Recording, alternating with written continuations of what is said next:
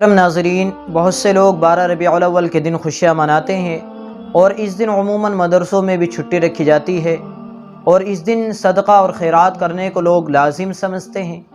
یہ ساری چیزیں اس لیے کرتے ہیں کیونکہ وہ یہ سمجھتے ہیں کہ 12 ربیع الاول کے دن اللہ کے نبی علیہ السلام کی پیدائش ہوئی ہے۔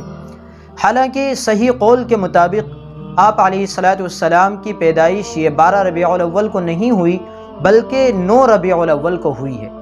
اس لیے ان تمام چیزوں سے 12 ربیع الاول کے دن بچنا چاہیے اور کسی بھی خاص دن صدقہ اور خیرات کرنے کو لازم نہیں سمجھنا چاہیے، اس لیے کہ یہ چیز بدعت کے زمرے میں آ جاتی ہے اور ہمیں اس چیز کا حکم دیا گیا ہے کہ ہم ہر ایسے عمل سے اور ہر ایسے کام سے اپنے آپ کو بچانے کی کوشش کریں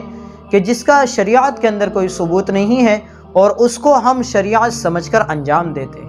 اس لیے ہمیں ان تمام چیزوں سے دور رہنے کی کوشش کرنی چاہیے، اور جب کسی سنت اور بدعت کے بارے میں یہ دل فیصلہ نہ کر پائے کہ یہ چیز سنت ہے یا یہ چیز بدعت ہے، جب کسی سنت اور بدعت کے بارے میں تردد پیدا ہو جائے تو ایسی صورت میں اس چیز کو چھوڑ دینا ہی بہتر ہے۔ اس لیے 12 ربیع الاول کے دن یہ جو ساری چیزیں کی جاتی ہیں یہ اصل میں شریعت کا ایک حصہ اور لازم جز سمجھ کر کی جاتی ہیں، جبکہ شریعت میں ان کا کوئی وجود نہیں ہے۔ اس لیے مسلمانوں کو ان تمام چیزوں سے 12 ربیع الاول کے دن بچنے کی کوشش کرنی چاہیے۔ البتہ انفرادی طور پر نیک اعمال کرتے رہنا چاہیے، صدقہ و خیرات بھی کرتے رہنا چاہیے، اسی طرح اللہ کے نبی علیہ السلام کے لیے ایصال ثواب بھی کرتے رہنا چاہیے۔